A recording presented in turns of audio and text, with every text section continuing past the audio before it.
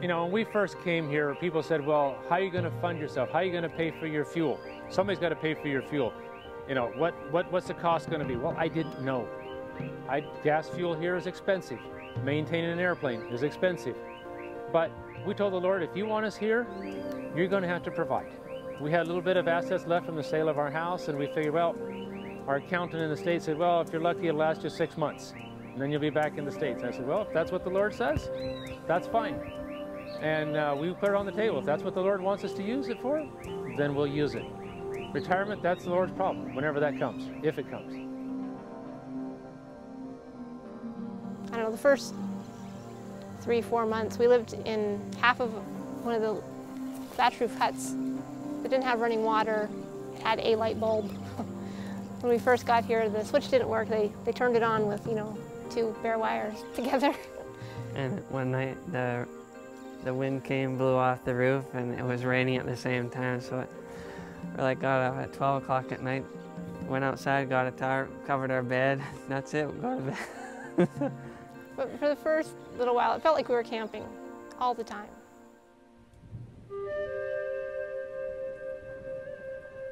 Doctora Chapatina, they call me. That's a doctor here. And I'm pretty much the person who cures everything, even though I don't know how.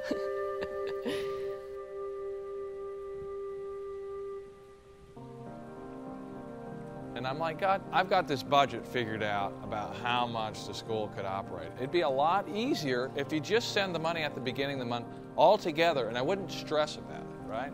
It's all there, it's all together. This is killing me. You know, you're going to do it anyway, so why don't you just do it this way, and that'll work better, don't you think? We have to depend on God, because sometimes we even have for the food, but my friend have for money for get some food, so he gets food for me. But maybe tomorrow I have money to the food and he don't have it, and we work together as a team. And nobody do this for money.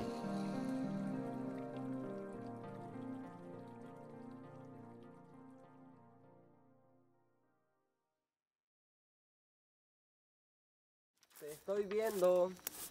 ¿Dónde estás yendo? No, te estoy viendo. Oh.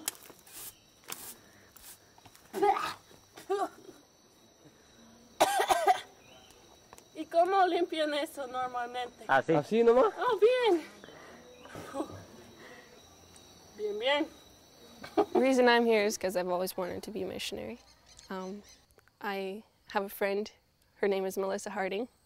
Pretty much we talked about starting an orphanage, and I said, when I'm done school, I want to come and help you. And so she said, okay, when you're ready, come. And so I finished school and I came for 6 months supposedly, and I stayed. I quit college. I thought it was exciting. I thought it would be a great adventure, and it is. It's not quite as silver-lined as I thought it would be. After the first couple weeks I was here, I was like, wow, this is crazy. This isn't at all romantic like my dreams. But what keeps me here is just seeing God work in every little way, how He's working in my life. I just felt like I needed to stay, and I stayed, and I know I learned way more here than I would have ever learned in nursing school, just about life. I mean, you learn every day something new about yourself, about other people, about God. It's been the best thing that ever happened to me, because college was pretty much a trap.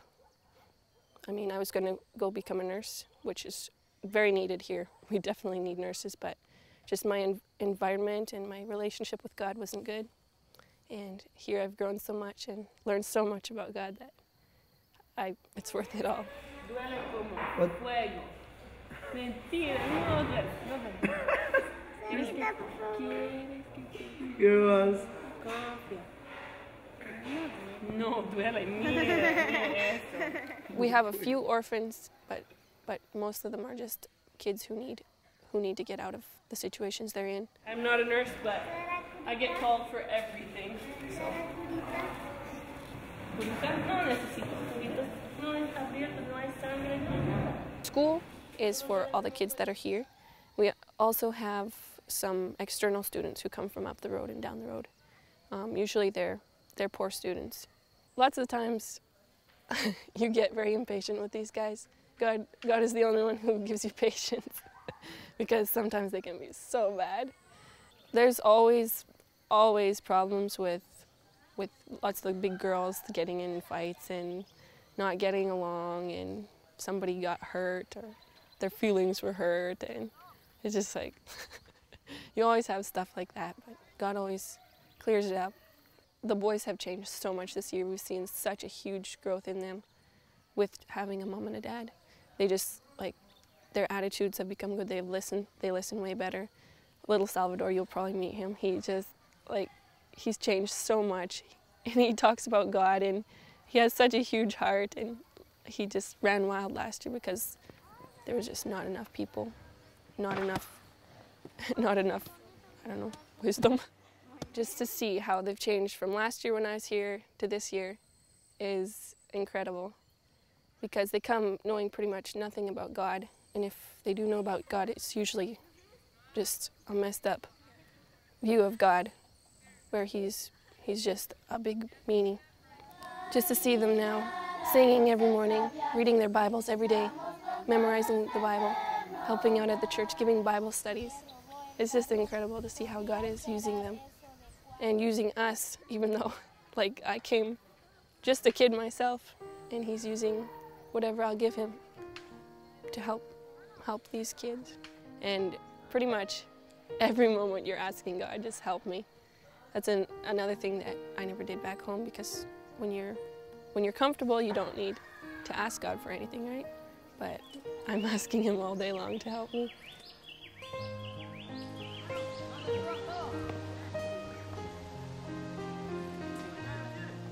I come from a background where I didn't like to read.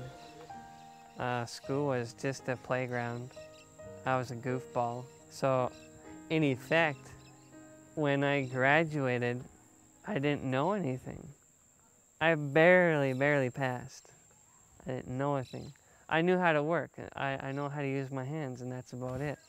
When I was working back home, it got to the point where, you know, you work, you sleep, you work and you sleep, and you eat. I mean, that's about that, all that was going on.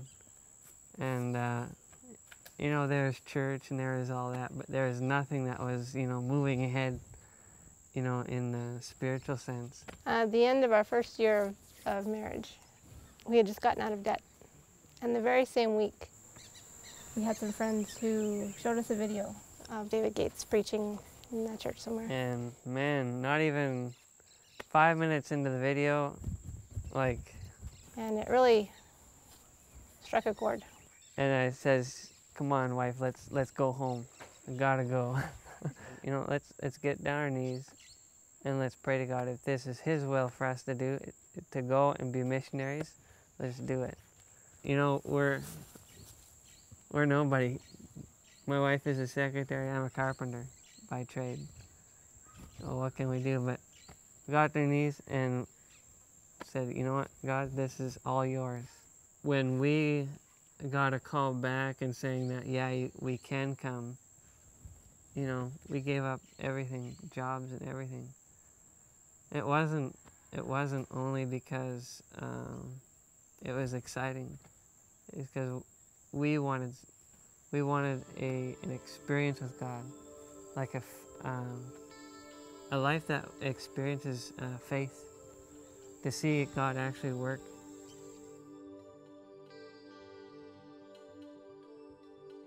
One of the biggest things I think that we've really seen is how God provides month to month.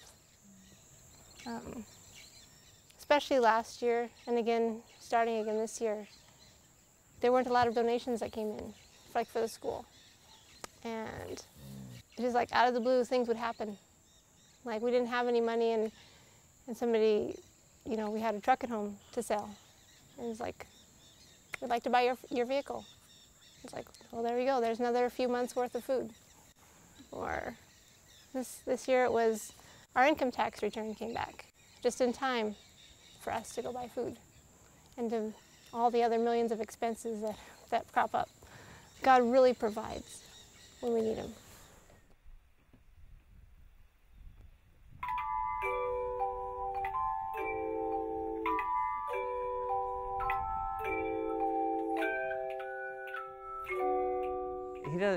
He doesn't give us more than what we need.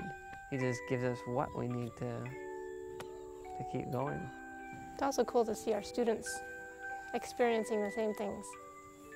Because at the same time we didn't have very much money, we told the students, look, we don't have money. We need to go buy food tomorrow. And we don't know how God is going to provide. And we invited them to pray. And after worship was over, we had some students who came and gave, like 20 bolivianos, which is like $3. But it's all they had. Or there's some who, they had a bag of sugar. That's all they had, so they brought it. Just to see them experiencing, living in a community and sharing, as well as learning to trust in God. Especially the students who've been here for 2, 3, 4 years. They really get to see over and over again how God provides. The program here is working with the students to spend as much time with the students as you can. Because a lot of these students don't come from a Christian environment, and so they need all the influence that they can to be steered in the right way. And so that's what I do. ¿Cómo? We are washing, washing the bike. We are washing.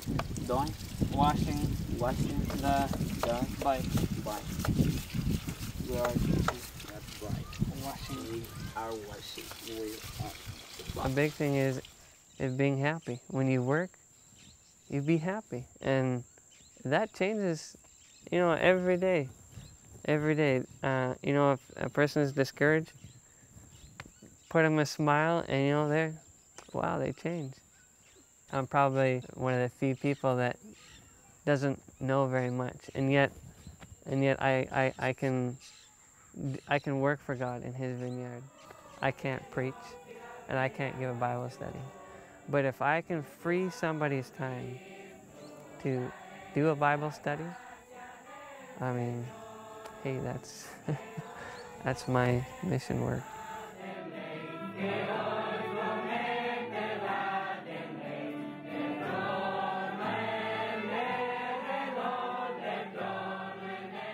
One day I just decided to leave my country, quit my home, and I moved to the States. At the beginning, everything was like pretty good over there. The first months, nobody knows me over there. With the time started go by, and I start making the same bad decisions that I made on my country. Car accidents, motorcycle accidents, alcohol, some drugs sometimes. So I start to feel like very depressed and very bad about it, because I thought, well, I can do nothing good. I mess it up on my country. Now here, I move here trying to make the things better, and I already mess it up here. I start looking for God one day. I went to church. I started to go all the weekends, all the Saturdays to church. They were asking for missionaries. And I started thinking, I started looking for a place where to go, and I started to fill out applications. But all the places they asked me for a reference, for a pastor, for a church, something like that. And nobody give nothing for me. If I call a pastor to give me a reference, they will never do it. So I start to feel bad again. I said, well, this is all my fault, because I make really bad decisions on my past. So maybe I'm too bad that nobody will allow me on the mission field. One day I found Red at Avenir on a website, and I write the application. A few days after that, they answered me, and they told me, well, right now we need translators. No, we don't have job with construction. But I said, well, I need to try this, because I need to do something, and I need to do something now. Because if I wait more time here, maybe I'm gonna lose this fire that I have right now. maybe I'm gonna lose my goal, maybe I'm gonna lose my target. So I come here. It's a new life for me. That's why I'm in love about this. That's why I can go out from the mission field, because I feel I find the real reason for living here. He's providing all the dreams, all the desires of my heart here. Things that I never dream about it, but I feel happy.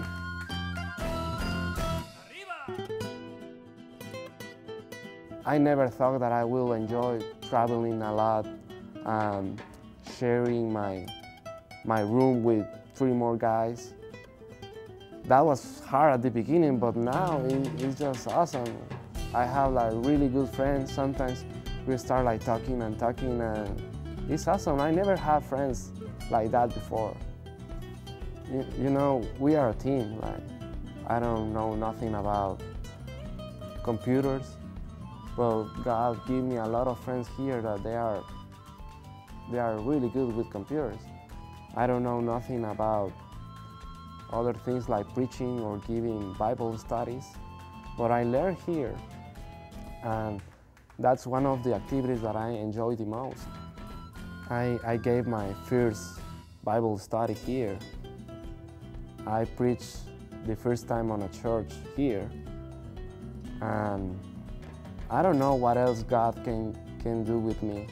I don't have idea.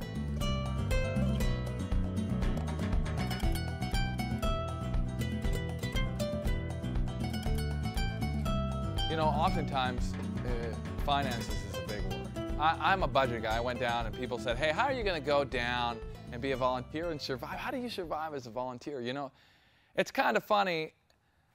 It was tough for me really at first. And I'm a whiner. I whine to God all the time, right? And we get this statement in that shows us our donations every month that came in. And I hate opening the email. I'm always afraid. What am I afraid of, right? That there won't be enough for the month. So here I am telling God how to handle His money. You know, we oftentimes have a lot of advice for God, by the way. I always do. I'm always trying to tell God how to do things. So here I am trying to tell Him how to do it. The next morning, I go to bed and I wake up in the morning, and God's like, you know what, Jeff, while I'm reading my devotion, why don't you figure out how much I'm sending you then? You know, you're griping about how much you're getting, and you want $1,500 a month every month at the beginning of the month. And that would just cover food and gas for the schools, right? So He's like, why don't you figure out how much you're getting? So I went into my little book there, my notebook, and my counting software, and I said, okay, well, let's figure it out. So I went from January to November, added up all the money that went through my hands. It ended up being $5,000 a month. You see, I'm such the great accountant, I had my budget all figured out, but God knew that I needed way more than a measly $1,500 a month. He's like, Jeff, hey, I'm doing way more than that for you. Quit your whining. Here, let me help you get your shoes off, and you can just stand right up there. Stand a little bit. You can watch right from there. Okay, be real careful, okay? I work on this. Okay, let me point to something that you can work on. You can work on this. Okay? Yeah, work on that. I need to work at. Okay, work right here. Work on this. Can you work on that? Kind of poke your screwdriver in there? Perfect. Thank you. That's a future mission pilot in training. This is a miracle plane. You know, in the aviation world, there's no perfect airplane, and there's a lot of different opinions about, you know, what is the best airplane. You know, so I found it. We went and saw it. I went and looked at like 3 airplanes, and this was the best one I found. And so I made a $2,000 deposit. That's all I had. I didn't have any more money to make a deposit on it. And then I had to fly back down to Bolivia because there was a construction. We're working on this new construction project, and a team was coming down. So I had to get back down there right away. And so I said, I'll be back in 3 weeks, and I'll make the rest. We'll do the pre-buy, and I'll make the rest of the payment. So 3 weeks rolls by, and I'm driving up there. I'm like, Lord, you got to make it clear. If you don't want this plane, I don't want it. I want you to do whatever. And I don't have any money, so you could do that. Well, that day, I get a phone call from somebody who says, hey, you know what? I want to help out with, 20 grand towards your airplane.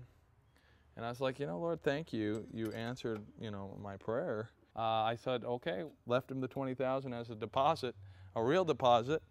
And I said, oh, we'll finish paying at the end of April, the end of the month of April. So April rolls around, you know, we've got a week into it.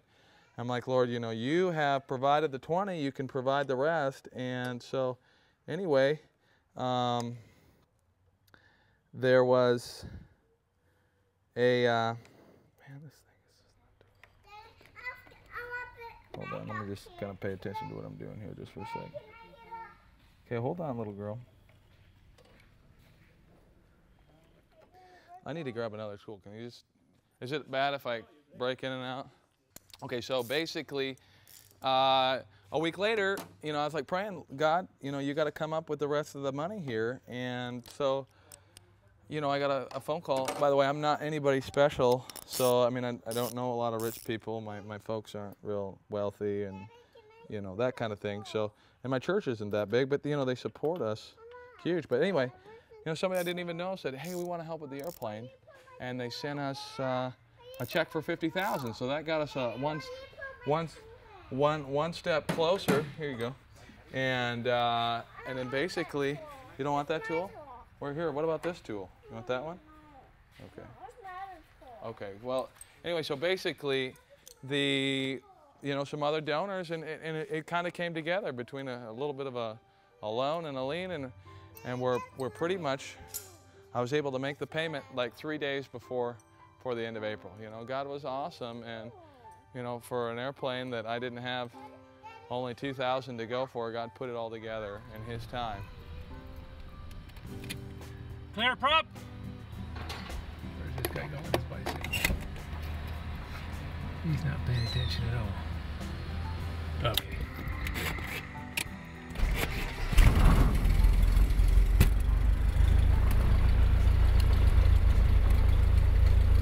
He was looking online and he saw some volunteer positions flying, and we said, oh, that would be cool, because he always wanted to fly and be a bush pilot. I mean, he was a pilot already.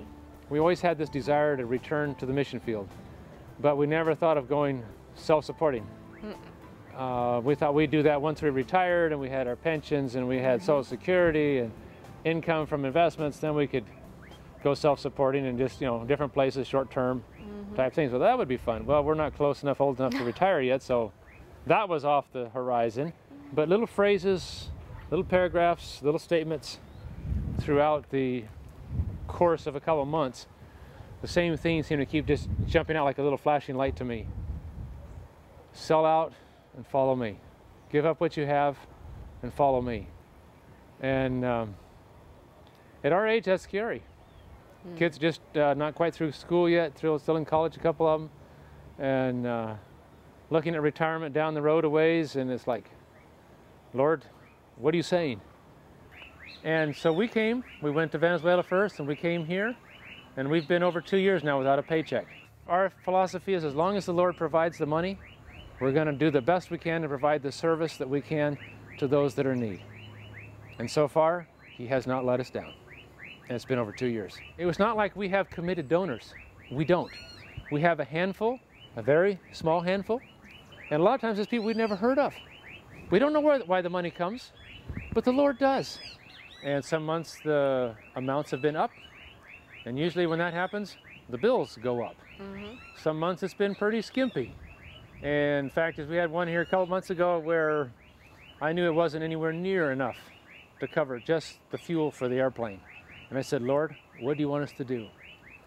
And we just kept buying gas. We kept buying supplies for our schools, for our Bible workers, paying their stipends. We just kept paying the bills. As long as there was money in my pocket, I kept buying the gas. As there was money in my pocket, I bought the food. If there was money in my pocket, I paid for the stipends. And Tony kept asking, where's the money coming from? And I said, I don't know, but I still got money left in my pocket to buy gas for tomorrow's flight. That's all that counts. See, I was keeping track of all the money in the computer, and I kept checking with him. How much she money said, do you have? There's no money left. You've already spent everything. And I said, but there's still money in my pocket. Have you ever read the story of the widow with the oil and how it just kept coming and coming and coming? That's how it's been. And we told the Lord, if you don't want us to fly, if you don't want us to do this job, all you do is draft the money. Ready? Clear from.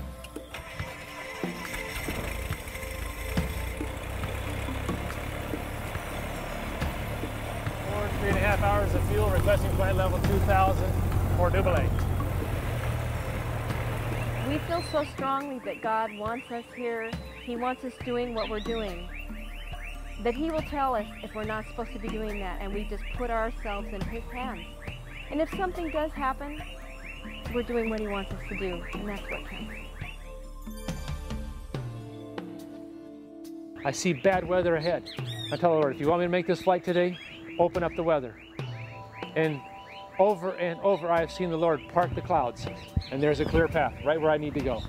And it has just been awesome to have that connection, to see God's hand move on our behalf, to move on our project that we're working on here to help people. And when you see that happening, it does something for the soul that a 9-to-5 job in the States will never do for me again. It's been tough losing our friend Bob Norton and his wife and the people that were with him. And the other pilot that went down 3 months before that we'd also worked with in Venezuela, who died in Canada in a plane crash. It's been very, very difficult because we're doing the exact same things they were doing, the exact same thing Bob was doing. He had a lot more hours, a lot more experience, much better pilot than I am. But Bob felt the same call that we do, that God called him to do the job. And we have been called to do the same job. And yes, it's tough. Emotionally, it is tough to deal with that. And we see what it's done to his family. We've seen what it's done to his friends. And we don't want to do that to our family. But we have told our family before we ever came down here that if something happened, don't blame God. We realize the risks are very high, but when you're doing God's work, it doesn't matter because it's up to Him. The responsibility is now on His shoulders, not on mine. And that makes all the difference for us.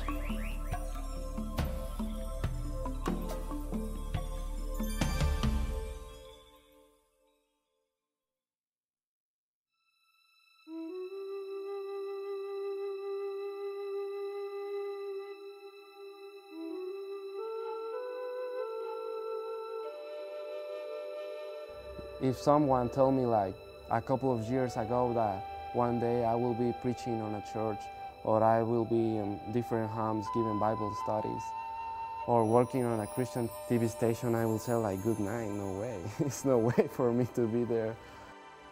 But God, He can give you a new heart. And here is a new beginning.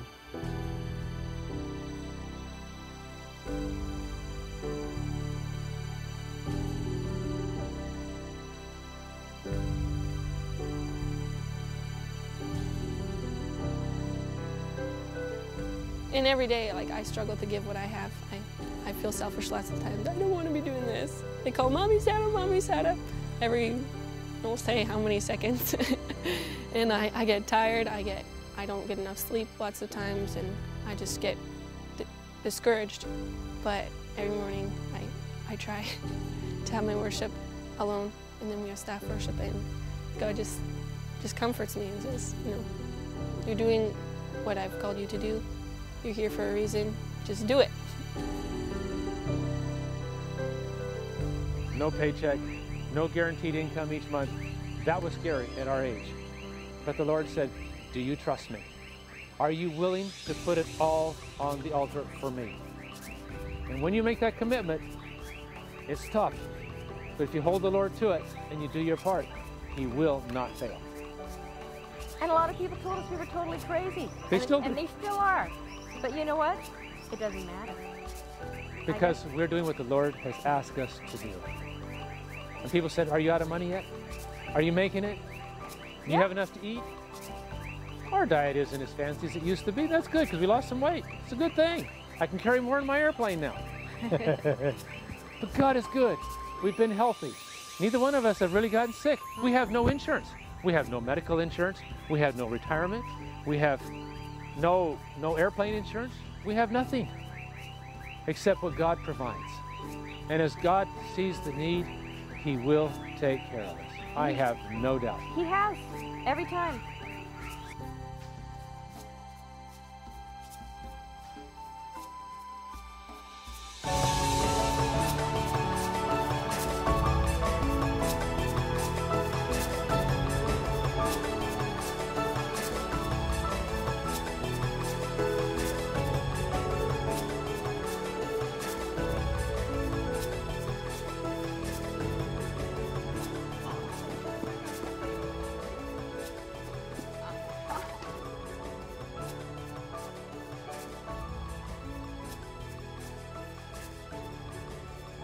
when I go back home. Yeah, this is by far, always wanted to do missionary work. We always wanted to do something for God. Just never expected to be living in South America doing it. Yeah, this fills our hole. Fills our hole.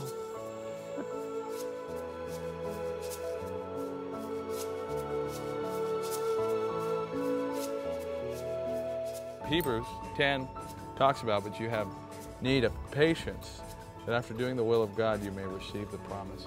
You know, I always used to think it was just faith that we needed to receive God's promises, but sometimes I'm an impatient guy. So I want God to do it right now, my way, you know, the way I want it, and right away. But you know, sometimes it takes a little bit of time, and if we're willing to step out by faith, believe His promises, and have patience that He'll fulfill them, God's going to do it every time. It doesn't matter who you are, whether you're American, you're Latin American, you're whoever, God is going to do it. He's able.